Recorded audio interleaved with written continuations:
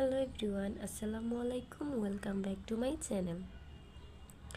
আশা করছি সবাই ভালো আছেন। আজকের সম্পূর্ণ টিউটোরিয়ালে থাকছে এই ছোট ছোট কিউট যে ফুলগুলো, সে ফুলগুলো আমরা কীভাবে বানাবো। তো চলো আমরা কীভাবে কাজটি করতে হবে এবং কাজটি করতে কী কী লাগবে দেখে নেই। 12 নম্বরের কাঠটা নিয়েছি আমি। এখানে 9টা সুতা নিয়ে নিয়েছি। আপনারা চাইলে যে কোনো সুতা বা কাঁটা দিয়েই তৈরি করে নিতে পারবেন। তা আমরা কাজটি করার জন্য প্রথমে একটা ম্যাজিক রিং তৈরি করে নিব। তো ম্যাজিক রিং তৈরি করার জন্য সুতাটাকে আমি এইভাবে 2 আঙ্গুলের মধ্যে প্যাঁচ দিয়ে নিব। এইভাবে প্যাঁচ দিয়ে নিয়ে আমি এখন এই যে কাঁটাটার সাহায্যে প্রথমে যে নিচের উপর এই একটা সুতাকে আমি উপরে রাখবো এবং কুশি কাঁটাটা এই সুতাটার নিচের দিক দিয়ে প্রবেশ করাবো। তারপর কাঁটাটাকে ঘুরিয়ে এইখানে যে সুতাটা আছে সেটা এইভাবে করে টেনে বের করে নিব। নিয়ে এখানে চাপ দিয়ে ধরবো, তাহলেই আমাদের ম্যাজিক রিং তৈরি। তো ম্যাজিক রিং হয়ে গিয়েছে। ম্যাজিক রিং হওয়ার পর এখন এখানে আমি চেন করে নিব 3টি।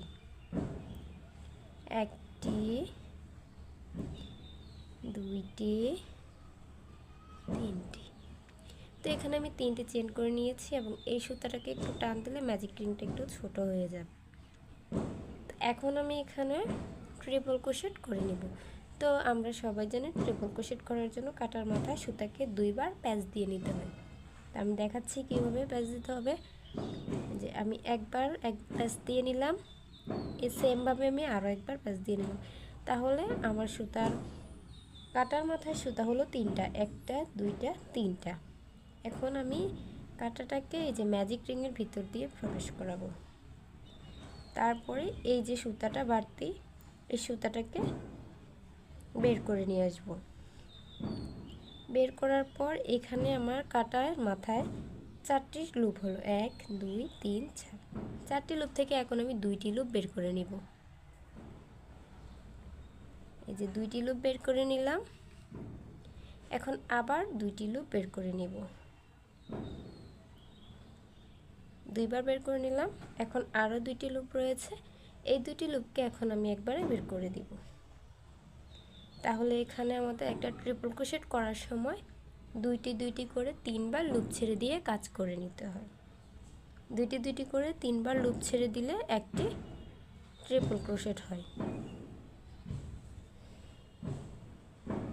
আবার আমি কাটার মাথায় 2বার প্যাঁচ দিয়ে নিব, 1, 2, 2বার প্যাঁচ দিয়ে নিলাম। 2বার প্যাঁচ দিয়ে নেওয়ার পর আবার ম্যাজিক রিং থেকে এই সুতার লুপটা বের করে নিয়ে আসব। আবার 2টি করে লুপ ছেড়ে দিব। একবার 2টি লুপ ছেড়ে দিলাম, 2বার 2টি লুপ ছাড়লাম, 3বার 2টি লুপ ছেড়ে দিলাম। তাহলে এখানে ফার্স্টে আমি 3টি চেন করে নিয়েছি এবং মাঝখানে আমি 2টি ট্রিপল ক্রোশেট করে নিয়েছি। এখন আমি আবার 3টি চেন করে নিব, 1, 2, 3। 3টে চেন করে নিলাম। এখন আবার এই ম্যাজিক রিংয়ের ভিতরে আমি এখন স্লিপ স্টিচ করে জয়েন করে দিব। স্লিপ স্টিচ করে দিচ্ছি। স্লিপ স্টিচ করে এই যে জয়েন করে দিলাম। একটি পাপড়ি কমপ্লিট। এখন আমি নেক্সট পাপড়িটা করব। নেক্সট পাপড়ি করার জন্য আমি আবার এখানে 3টি চেন করে নিব, 1, 2, 3।